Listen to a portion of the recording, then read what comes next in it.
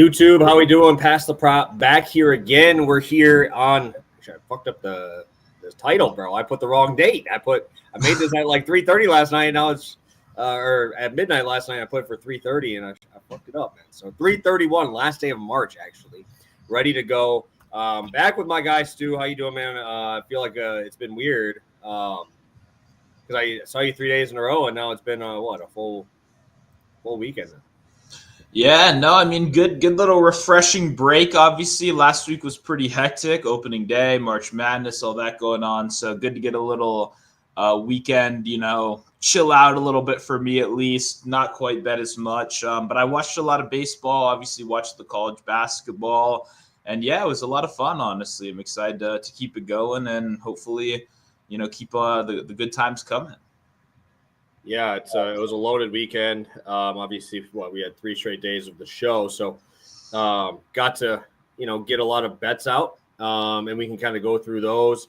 Anything you want to talk about the college basketball games before we get into our recap here while we get people trickling in?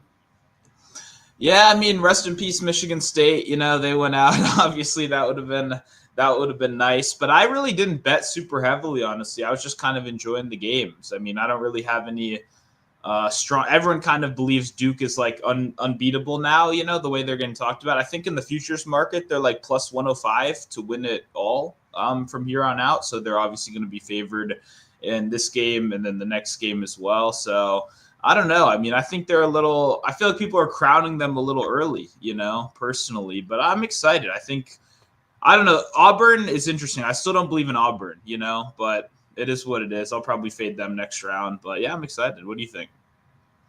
Yeah, I think I just have to fade Auburn, bro, just because I don't like them. I thought the Janai Broome fucking shit was the dumbest thing I've ever seen. What are you doing, dude? Your team has a fast break, and you're laying on the ground. Like, if your arm is hurt, okay, stand the fuck up then, dude. Like, your leg is fine. You pretend like you couldn't walk off the court, then comes back in. Fucking drama, dude, bro. I hope they lose so bad. He also told us fucking 30 pieces of them. Did you see him telling his teammates, like, I'm done, like on the sideline when he fucking told his parents done. that shit too. What are you doing, bro? Dude, trying to be Paul Pierce, bro. That's all he's trying to be. That fucking go out in a wheelchair and then come back. Fuck that shit, bro. Fuck Auburn. Yeah. I'm awful. I'm full fading Auburn for Janai Broome just completely because of that shit. Yeah, no, definitely fair. I did cash his point, so shout out to him for that. He did at least get that done, but that was a pretty crazy moment. Well, it's just unnecessary, bro. Like, if it's that bad, you ain't coming back in. And if his elbow is that bad, you're not shooting the 3-point ball. But what are we like? Come on. Immediately. Absolutely ridiculous. Fucking ridiculous. Hopefully they lose. Even though I did kind of like Auburn. I like Bruce Pearl. He coached down here at UWM. So obviously I have a soft spot for him down here. But I think my anti-Janai Broome is a little bit higher than my pro Bruce Pearl in this one. So, yeah, it's it was I have no words for that shit, dude. Like, it's embarrassing, bro. It's embarrassing. Yeah, no, I mean, yeah, I agree with you. And I see Tyrone in the chat too. He mentioned another big moment last night. The brawl did wonders for his Julius Randle over. I don't know if you saw Isaiah Stewart continuing. I saw Stewart was involved in it again, but I didn't see anything else really. Gotcha. Yeah, there's a little mini fight. The only reason I did want to bring that up is because I see you're congratulating, your win on the Julius Randle over. I had a Sir Thompson over 5.5 rebounds. Tobias Harris ruled out. Great spot, right? Half of the team gets ejected. I'm like, okay, perfect. He's going to play 30-something minutes. Easy winner. 4 rebounds at halftime. Ended at 4. With none of the team. Playing 34 minutes. I don't even know how that's possible. The guy is like, I don't know. That's my little mini rant of the day. But I somehow lost a bet in that game. And my guy didn't even get ejected. I benefited from the ejections. And I still lost that one. So that one did hurt my soul last night. Yeah, no, I saw the only reason I saw anything about it was because somebody tweeted, and I think it said, does this guy actually have any highlights of playing basketball? And the first thing on my thing was Giannis getting fucking ripped out of the air by him. Yep. I'm like, this guy do another thing here, dude? Like, really? Are we doing another thing here? And then I ended up seeing what happened. I'm like, God damn, dude, this guy just goes after everyone. So he didn't even go after like superstars. Like the last couple, he went after LeBron and Giannis. Like, what are we doing here? Nas? I love Nas. Don't get me wrong, but what? Like, there's no highlights of Isaiah Stewart doing shit except for fighting people. So I guess. I don't know if you saw this. Oh my God, this is my last thing before we'll get to the recap here. The Malik Beasley tweet where it said he tweets "Bad Boys for Life" is what he posted, and there's a video of this guy taking the video of the brawl and just zooming in on Malik Beasley and how big of a fucking chotch bag he's sitting in the back. He's like, no, hold everybody back, and then a guy gets in his face. He takes 2 steps. I'm like, come on, bro. Like if you're about it, you're about it, but. Man, I've seen Malik Beasley. Dude, he ain't fighting nobody, bro. There's a reason the boy don't dribble. There's a reason he's not in the paint. Come on now. Like, you tweet that, you better know people are going to fucking go at you, dude. Because I ended up seeing that, and then it was literally a video of him just, like, holding people back. It's like going like this when a guy gets up on him. I'm like, oh, God. You're the last person. You could post. Anybody else could have posted that and not got reamed. And, of course, it's Malik Beasley. Who sits out on the 3-point line, doesn't do shit else. Hey, it's the internet era, man. If you're talking shit, there's the video, you're gonna get got. You know what I mean? If you're anywhere in that frame of the video, the Twitter detectives will get your ass. So that's funny, well deserved. Obviously, that guy is. It's always funny to see a fake tough guy, and it's funny that they got Isaiah Stewart in for that reason. You know, he'll fight everybody for the whole team, so the rest of the team can talk shit, and Stewart will just hop in and fight him if anyone gets mad. Yeah, that's the last team I'd want to fight, though. Like, yeah. The Timberwolves? Like, I just have a feeling Ant would throw. I have a feeling, dude, for some reason, I don't know why. I don't know if you get these vibes too, but I feel like Nickeil Alexander-Walker could hold his own, bro. Like, there's something about that dude, the way he walks around and shit, the way he just, like, plays, just kind of like, I feel like that guy could fuck somebody up. Just because he's a small dude. I just, like, can you imagine him going up, like, head-on-head, shooting guard on shooting guard with Malik Beasley? Malik Beasley ain't coming out of that room. He's down. Yeah. I mean, this is a lot of credit for the Canadians out here. You know, they don't get the Canadians normally don't get rep for being tough. But shout out to Walker Alexander. I agree, he plays like he's tough. I don't know. Yeah. I don't know if that translates. I've never seen the man fight, but like, I'm saying like that the way he goes at it, it's just like Jordan Clarkson. Bro. Like they're kind of like that same way, like that heater mentality. Jordan Clarkson, I think it's good. But the way they kind of play like that, and the only reason everybody doesn't think Jordan Clarkson is because the way he put his hands up in that one little brawl. True, you see that? True, but like he could. We never seen him do it. He just the way he put his hands up were kind of giving off vibes. He ain't gonna do much with it. So Jordan Clarkson looks like if he talked half of the time, you'd expect him to sound like Karl Anthony Towns. So. It's hard to crown someone being a tough guy, you know, but no, yeah. It's definitely most of these NBA guys would beat anyone's ass, you know. But hey, when you get Isaiah Stewart, 6'8", crazy ass yelling in your face, people get a little bit less tough. Yeah, no, for sure. Let's get through a recap here. I'm sorry, I had to get into that because I do remember Giannis getting his ass pulled down out of it. So we can recap mine first just because I was the only baseball bet of that round. Then we're going with Gillespie, no win. Obviously, didn't even get to 5, or maybe he did, but gave up like 6. And then Springs, talked about it.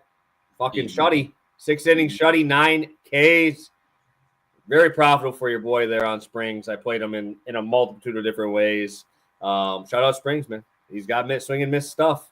And Mariners love to swing and miss. So, hey, shout out Jeffrey Springs for being another guy that respects the money, bro.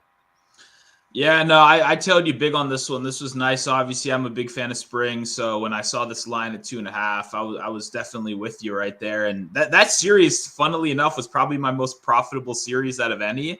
The fucking Mariners and Athletics, because I hit the under the next day with Wu and Sears on the mound as well. Yep. The first 5, I couldn't believe that they were giving you like good numbers on that as well. So shout out to those guys. I'm looking forward to more series between kind of like low level bad offensive teams because it was just great for the unders. I will say, and this is just me putting this out there for the 15 of you guys in here. I'm just gonna put this out there. The A's do not have their stadium anymore. So don't just blindly bet unders for A's anymore. Because a lot of that stuff last year, happened because they had a really good ballpark that negated all power. Like supposedly this place is going to be a little jumpy. And I think we get our first experience of that today with Oakland at home or wherever they are now. I know Sacramento, whatever it is. But nice, easy cash there. We moved to 3-0 on the MLB season. I'm trying to keep up with all my bets because I'm doing them on YouTube Play the Days too. We're 3-0 to start the MLB season. Always nice to start in the green. Head over to yours, cash in a plus money spot. Yeah, we went to college basketball. This was not yesterday's game, obviously, but the game before that. Richardson, 20 points, I believe, on only like 8 shots. Incredibly efficient. I mean, I'm a big fan of the guy. I'm curious if he comes back to college or goes to the NBA. I mean, it seems like he could just go to the NBA. Feel like all these freshmen, I don't know. For me as an NBA fan, watching like the college freshmen play now, it always feels weird, like to imagine that guy in an NBA uniform next year. And like Richardson's good, but like, do I imagine him being that kind of scorer in the NBA next year? Like, maybe not. Maybe take another year in college. Go run it back with Izzo one more time. So that's kind of what I hope happens. We'll see what he actually does. But got the job done here, stepped up first team in a big way. Yes, sir. And we get to actually put this one in there too as well. I know I posted this a while ago at the beginning of it. Obviously, I have Houston to win the whole thing. Tickets, plus 110 on them to win the region. I said that Tennessee matchup was awful for Tennessee, bro. I said it from the fucking jump. I said it's probably the easiest of the 1-2 matchups, and it kind of played out that way. I took Tennessee's team total under first half. That was the easiest money I've made in a long time. I was actually out shopping. I was forced to go out shopping during the first half of that game. I'm like, all right, I'm on the under. I don't want to watch an under one. Like you don't want to watch it when I don't want things to happen. So I'm like, all right, I'll go for the first half so I can watch the next, the second half in the second game. And my God, dude, what a fucking beatdown, dude. Yeah. What a fucking beatdown. Let's go, Houston. I want Samson to get a title, dude, so bad. Almost 800 wins in his career. Still no title. Put Rick Barnes down. Now it's time for him to get that first chip. So let's do it, Houston. I really like watching that team, dude. I just love watching good defenses. You just don't see it that often anymore. That shit's elite, bro. That shit's elite. Yeah, no, I agree. I mean, it was obviously you had the Tennessee under, I believe, in the first half last game, and that was as about as good as read as you can possibly have. I mean, he scored fucking 15 points, So, I mean, that was fun. Yeah, I would obviously not want to be on the Tennessee side, but luckily, because I was doing the show with you, I've been riding Houston the whole time, and I'm going to keep on riding them. So I'm with you. They play these ugly games, and because everyone says, like, I'm not an expert, but, like, their margin of error is kind of low because they play these tighter games, so they don't maybe cover as these huge favorites. But I feel like that makes people underestimate them against better teams because they're still going to be in those close games. They're still going to be down to the wire, So it makes them kind of a less appealing favorite, but a very interesting dog, So I'm excited to ride that wave in this next game. Well, yeah, and definitely what I will say about that too is Duke really hasn't had many close games, and when they have played close games, they haven't looked very good. So Houston likes these games, bro. They got 3 dudes shooting 40+% from 3. And we saw the LJ Cryer shit game. He always does it. He has a choke game always. And that was the fucking game against Purdue where he sucked. But guess what? You got Uzan out of the portal for that reason, bro. And he put on a clinic. Guess what? Uzan wasn't making the shots at the beginning of the Elite 8 game. Emmanuel Sharp's still going to drop 20, bro. Cryer picked up his game, right? Like, that's the thing. You got 3 scorers like that. And you don't even have to go in the paint because guess what? Those other 2 dudes, Jawan Roberts, JJ, Tugler, those boys getting those rebounds every time. I'm really, really intrigued to watch Ball Watch in there against dudes that are bigger than him, more physical than him. Everybody's been hyping up this dude to play NBA basketball. You're going through a buzzsaw, bro. And I think this is where I want Houston. I want Houston in a spot where no one thinks they can fucking win. No one does. Duke's plus 100 to win the title. Give me Samson as a dog, bro. God damn. I love that shit. This is exactly what you want. Where everybody's looking at them and like, hey, there's no chance. You got fucking 23, 24-year-old dudes playing against 18-year-olds. And yeah, I get it. Cooper Flagg's the best player in the country. It's not even close. Not even close.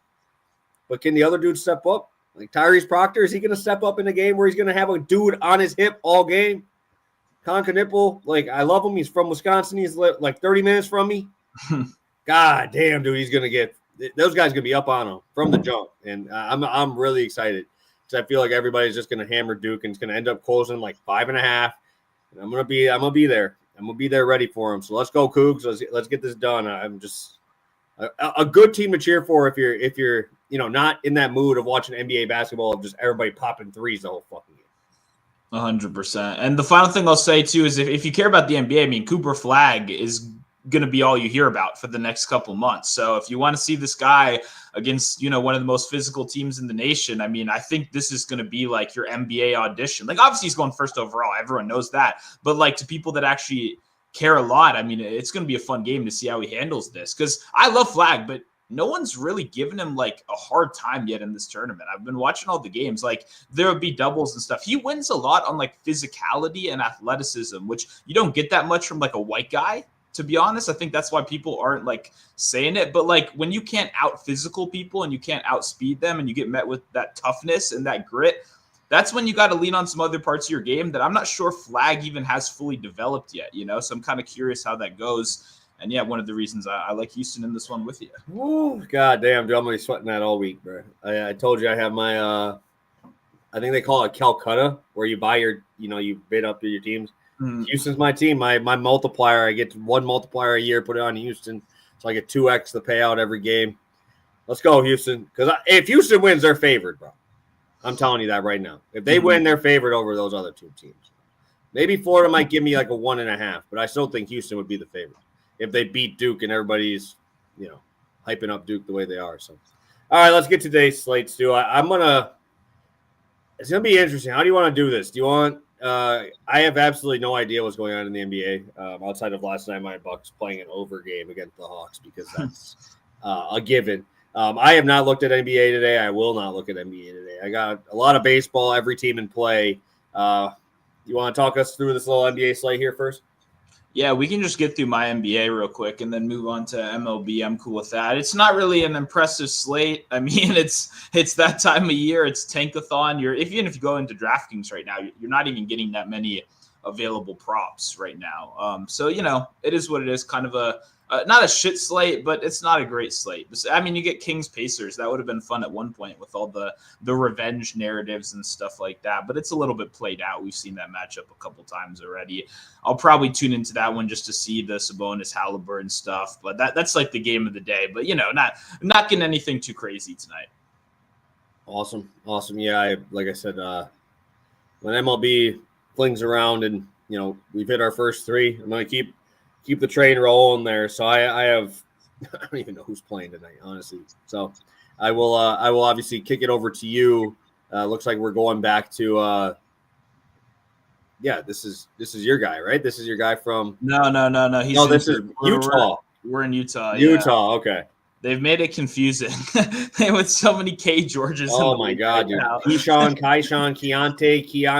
Keyshawn Johnson. What the fuck? It's brutal. It's brutal out here, especially, if you're just reading all these game logs and all these like what Excel spreadsheets or whatever, it's just K George all the time. It's tough. But we got Keontae George over 16.5 points. It is getting a little juicy. Best price is -125 on FanDuel right now. And I just locked that one in before the show.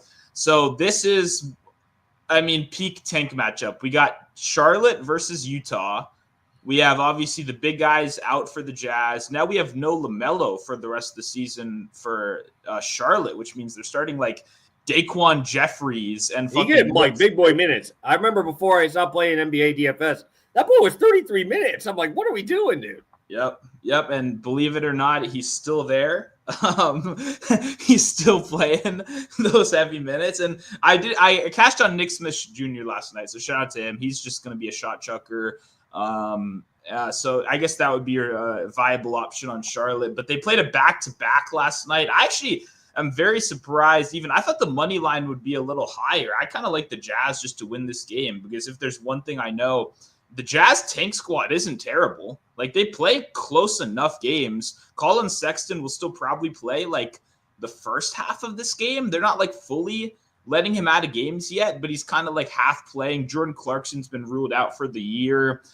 Collier's still there kind of doing his thing. He's been a little bit more aggressive on offense recently. But when I look at this team, one, I mean, Charlotte can't stop like the three ball in general right now. That's what they're really struggling with. No matter what big they have, whether it's Mark Williams or Nurkic, who they acquired for whatever reason, they play drop very heavily. So they do allow a lot of like pull up jumpers in the mid range, which Keontae is very good at as well. But I mean, he's just a high volume scorer. He's a guy that he's going to be a shot chucker. He's going to play in the heavy blowouts. If you go back and look at these games that are super one-sided, it doesn't really matter. George still plays. He's currently second in the league right now in bench points on the season. Like, he's just been a reliable bench scorer, whether they've been taking or not. But like, when you're betting props at this time of year, you got to think like, who benefits the most from like these 30-point games against the Hornets? It's guys like George that are fighting for these rotation minutes. They're fighting for their futures in the NBA. And like, George is good too. That's the like sneaky like thing. Like he would be a starter on most, like on my team. You know, he's a good like sixth man on most teams, I think. And he's just a good, like, I think the reason he struggled with minutes and stuff is because he's very similar to like the Sextons and the Clarksons that are already on this team, where they have a bunch of guys that can put up a ton of shots. They might not be the most efficient in the world, but they're good 3-point shooters and they're good scorers. But now you're limiting Clarkson. He's out the equation. Sexton's going to be playing like half of his normal minutes. Like, it just opens up a lot of opportunities for George. 17 points last game, 18 points the game before that. Like, he's consistently in this range. And when he's playing, 25 plus minutes, he's going to give you a really good chance of getting here. And when I just think of like the best possible teams, like the Hornets, who really aren't playing much defense right now. I mean, if I'm getting matched up with Nick Smith Jr., I'll take that 10 out of 10 times. Like, it's just a good opportunity to get a bunch of shots up against a terrible team that can't defend the three. Neither of these guys are playing for shit right now. It's going to be a god-awful basketball game. I've roasted college basketball for having a bad quality of play. But at least those guys care. You're going to see a lot of like apathy in this game. It's going to be a bunch of guys that don't give a fuck. So when you have games like that, it's opportunities for the young guys that shoot a lot to take over. And that's pretty much what I'm trying to say. So I like Keontae George in this one. Great matchup. Should have a lot of volume. And yeah, I think he gets the job done for the tanking Utah squad. Yeah, dude. I have no thoughts on this because obviously I am perfectly fine fading Charlotte. I tried to play a second half over with them yesterday, just seeing how low the number needed to be, and they still couldn't get there. That offense is fucking horrendous. Can't shoot, can't do anything, and they just play super slow too. Like, that's the only. I was really surprised at how slow they play for being as bad as they are. You'd think like usually the first thing that goes is maybe a team wants to have a little more fun when they're bad.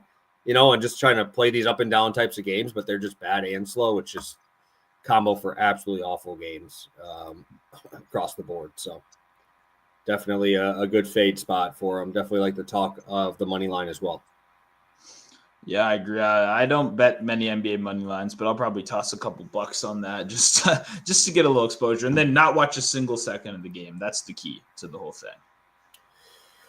Oh God, yeah, it's bad. So let's get to some MLB, dude. It's a good slate today, man. They did it, right? They finally did it. They split up the slate. We got like 4 or 5, I think.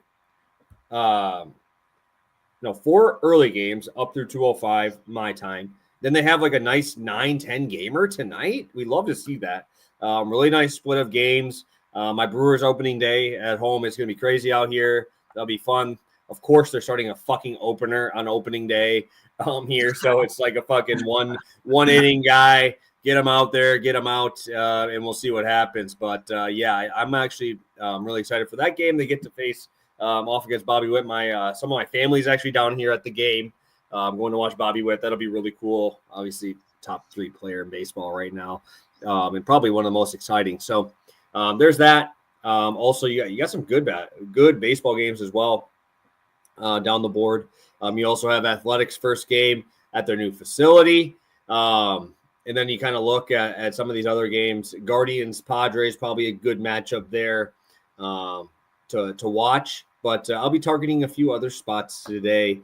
And I'll start out with the early game. Like I said, we're trying to keep rolling 3-0 on our first ones. Knock on wood. Hopefully get to 4-0 on this one.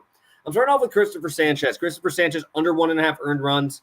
I feel like a lot of people are scared off of 1.5s. And it's perfectly fine. Like, I get it because it's weird because, it's baseball, right? 1.5, can easily happen. Like I just talked about Logan Gilbert, and I felt like I was spot on that bet. And I still was close to losing by one pitch, because they gave up a solo bomb and then you're just sweating the rest of the time, right? So that is why I feel like a lot of people are, a little bit more skeptical in betting these 1.5 markets. I get it. I do. But I am definitely going right back. Christopher Sanchez has been awesome. He was great in spring training. And also, what better matchup could you ask for, bro? You got the fucking Rockies, dude. The Rockies suck against lefties. Like, they suck. Like, there's no other word I could use, like, to describe these guys. I looked up, and because the sample size is so small against lefties so far this season, I looked up the last 2 years, like this year right now and last year. And so that what they end up doing when I look through like the split leaderboards is they'll give you 60 different teams, right? Say it's the Yankees 2024 and the Yankees 2025, right? Because the Yankees 2025 against the Brewers, they're batting they have like a 220 WRC plus against lefties, because they've only faced a couple, 20 at bats, 30 at bats, and obviously hit enough nukes to destroy all those numbers. But I thought this was hilarious because I looked through it and I'm like, where are the Rockies on this list? And then I realized, oh shit, there's a second page for all the worst teams. And I'm like, okay, so I didn't see him on the entire front page. I'm like, shit, where am I going to find these guys? The Colorado Rockies last year, 27% K rate, 82 WRC plus, had absolutely no slugging to speak of, a 400 slug, like awful. And a lot of that is because they were at home for half these games. They got all the boosts of those games. They were obviously on the road in the first matchup. They're going to be there again this week against the Phillies. And they are, let me look at the amount of plate appearances. I see 106 plate appearances. And I'm just looking specifically against lefties, right? And just kind of attacking these spots because they obviously sucked in that first round. I believe it's a 78 WRC plus last year, and then you dig down even further and it's like 50 this year. Like, it's still bad, dude. These guys are so bad. But what I will say is Christopher Sanchez, I feel like he's taking that step forward, dude. I saw people betting him Cy Young preseason. Like, I feel like people after watching that last year, obviously a breakout year, 3.56 expected ERA, swing and miss stuff is obviously not really his bread and butter. But he does have a 35% whiff rate on his changeup, 31% on his slider.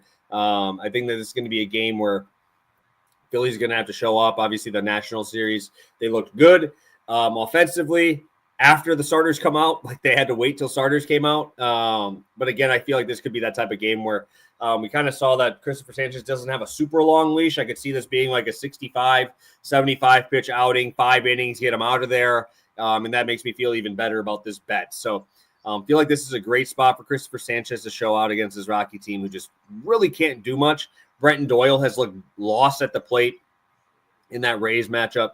Obviously, I know that was, it's weird because it probably felt like a spring training game because you're playing at the Rays' new facility and it looked like a fucking spring training game because it's on the New York Yankees spring training field.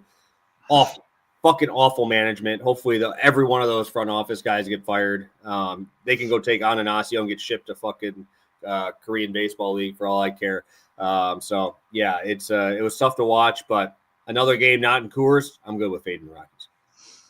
Yeah, no, I like it. I was trying to figure out a way to bet on Sanchez today, so I'm definitely Ryan. He's like a great pitcher, but like the K's obviously kind of aren't, like you said, it's not really a specialty, so I don't really like attacking him at like higher numbers for the strikeouts, but like he's just very solid. I mean, this guy later in the year, I think will like for outs because he gets through innings pretty quickly and efficiently.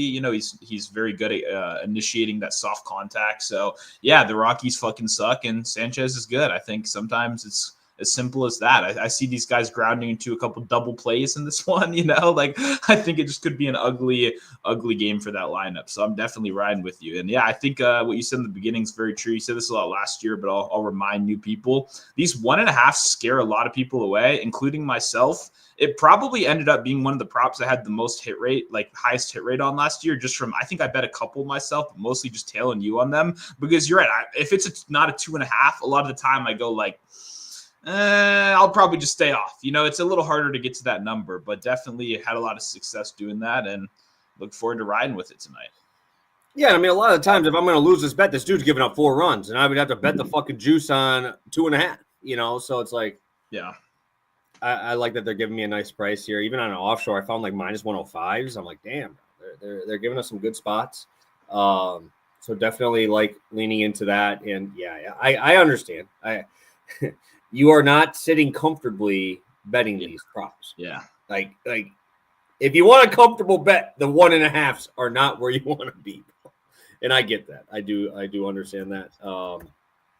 And I'll get right into my second one. I don't think we have any other questions in there. Got 25 of you guys in here. If you could hit that like button, we appreciate it. It would really help us out on the show. I'm going to be heading to Ronel Blanco of the Houston Astros today. They are, I believe, I'm looking at the line right now for Houston.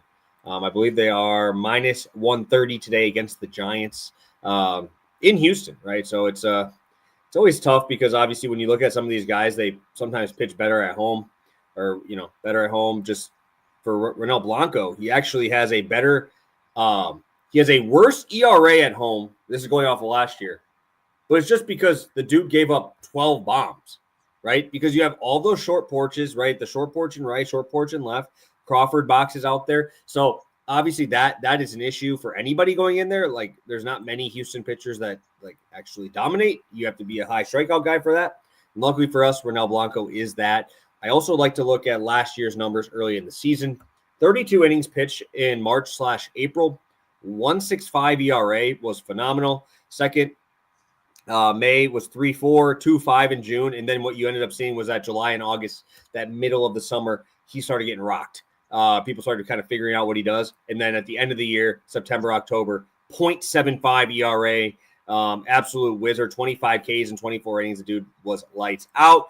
So what I like to see there is, he starts out hot, kind of had a lull, and then kind of figured it out, right? If he had another bad month at the August, September spot, I would be a little scared. I would be, because maybe we feel like people have figured him out. That was not the case. Ronel Blanco is absolutely filthy.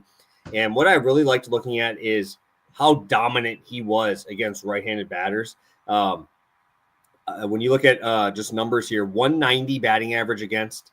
I mean, even if you want to just look at standard numbers again, he was 190 against righties, 191 against lefties. So the guy doesn't give him a bunch of hits. It's all about the walks. And luckily for us, this dude is striking out guys at a very, very high clip. 26% of guys struck out against him at home. Again, at home against lefties, he was dominant with a 29% K rate. We should see quite a few lefties. And what I do like as well is not only does he have a 24% K rate against righties, but those righties K, bro. I've watched enough Willie fucking Adames play shortstop. That boy's a swing and miss waiting to happen, right? And now the fact that he is just that dominant against lefties as well just makes me feel a little bit better, especially when you have a lot of these switch guys like Casey Schmidt in this lineup. You got Jung-Hoo Lee from the left side, but Adames swing and miss, Mato swing and miss. Like there should be a lot of dudes in here that we should get some swings and misses from. But also just looking at numbers on that slider against righties. And like I said, I've watched enough Willie Adames, 39% swing and miss rate on that slider. Obviously that is dominant. And I think the reason why he's been so good against lefties is that changeup is filthy, 40% whiff rate against lefties with that changeup. Sign me up for Ronel Blanco. I thought this line was a little bit low. It's minus 160 at 5. It was minus 170 a little bit earlier today. So I'm like, all right, well, I can just throw it with a nice, I feel like I don't want to say free square because there's no such thing as free squares in baseball, but I feel like Soroka ain't even going to get me 15 outs. First off. Second, the Blue Jays are throwing Bowden Francis, who I've actually been a big fan of. He looked really good at the end of the year. I think he almost threw 2 no-nos. Yep. Obviously, they fell apart at the end as a rookie, and you don't really want to push him too far. But he's getting a home matchup. Soroka has to go to Toronto. Tough spot to throw in. Oh, excuse me. And, Vlad, Bichette, all these guys. Soroka, obviously a very injury-prone pitcher. First start with the team. I can't imagine they let his leash go very long. But yeah, I'm a big fan of Soroka as a pitcher. The thing is, this is not a fun matchup. Not much swing and miss. First off, second off, can Washington score in the first 5 innings? Those fucking Philly games were awful. The first 5 innings were all unders. The second half of the game was all overs. And hey, I will say, shout out to my homie Nate Blow, bro. I've drafted him in every league. I drafted him so far. Stay healthy, my friend. I fucking love Nate Lowe. I love that pickup for the Nationals. But I don't think it really matters here. I don't think Soroka gets me 15 outs. And I also don't think Bowden France is going to give up too much against this Washington Nationals team. No, yeah, I definitely agree. I was surprised Soroka no win was even available. Sometimes when they get a guy that's kind of questionable to even go 5, they don't even list it, as an option. But I agree. I mean, like you said, injury-prone stuff. And last year was out of the bullpen and the starter. Washington had Trevor do that last year or the year before that, I guess, by now. And pretty much their key to success was limiting him to 80 pitches only. Like, if you watch Trevor Williams, the reason he was so good, no matter how good he was after 5, they were like, buddy, this is all if they see any more of you, they're going yard. So we're pulling you. And I think it's going to be the same thing here. I think 5 innings is like his max. The outs is under 14.5, juice to the under. I would still even consider the under. But yeah, definitely like the spot, like the combo. Blanco cashed for us a couple times last year. Look forward to doing it again right here this year. Sign me up, bro. Sign me up. Yeah, I think, again, I don't like playing full strikeout lines early in the season just because I don't want to have to worry, is this guy to come up for the 6th inning with 70 pitches, even though he's dominating? A lot of times it's a no. So it just scares me off a little bit of taking the full line there. But really like this spot. Love the plays today. I feel like this board is, like I said, I love these boards where they split up the slate and they give you a lot of different options. I think it's definitely a spot where I like to go. So, all right, Stu, let's get a quick recap. And if you got a long shot, we can talk about it. Yeah, unfortunately, don't really have much long shot stuff right now, but I did lock in Keontae George over 16.5 points, -125 over on FanDuel. Yep, and I'll be on Philadelphia Phillies pitcher Christopher Sanchez under 1.5 earned runs at -110. I have it -118 now. I'm seeing kind of all over the place now. I feel like it's getting hit pretty hard around the industry right now. I'm also on Blanco 5K, Soroka no win, -118. Remember, Soroka is pitching for Stu's Washington Nationals, so make sure you guys are looking over there for that one. With no long shots on the board, really, I always I love the daily specials for MLB. There's not even that out right now because it is a little bit earlier. The toughest part is these games start at 1 o'clock, so I feel like I needed to get these games out a little bit earlier today, but it also kind of takes us away from those because we don't have all the lineups fully, and it makes it a little tougher for like top scoring team or top strikeout guy because I would have had a couple spots.